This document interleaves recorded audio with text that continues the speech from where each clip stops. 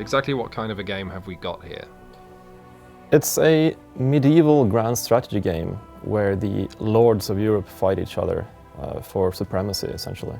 It's an insane amount of research that's gone into this game. You can start at any day between 1066 and 1337, and Europe will look like it did historically. This is a game about characters, and all the characters have their own agendas, and they plot against each other, they try to seize more power, they have a personality, they have traits like lustful or chaste or ambitious and so on. So you need to keep an eye on who these characters actually are.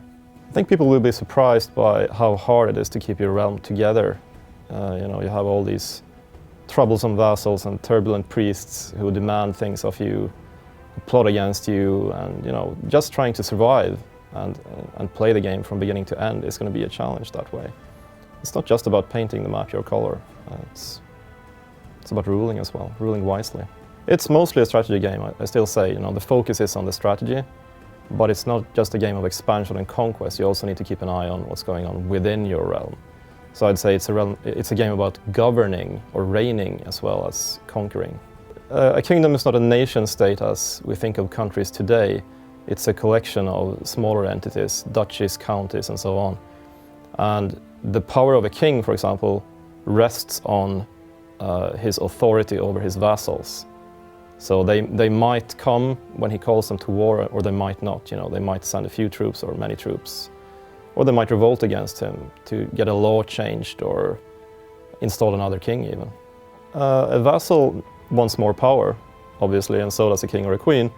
But a king or a queen will probably turn outwards and attack foreign nations and gain more territory, or marry into more territory, which is also very popular in the period.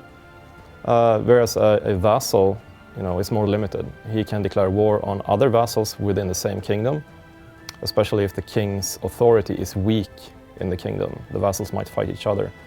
Or, he might revolt against his liege and try to install himself as king, for example, which is a possibility as well. You have a council with different jobs that help you govern. And one of them is the spy master. And the spy master, depending on how good he is, will discover these plots in time. And if you discover a plot, you can either talk to the plotter and say, I know what you're up to, so you got to stop this. Or you can just try to throw him in jail or have him killed. There are different options.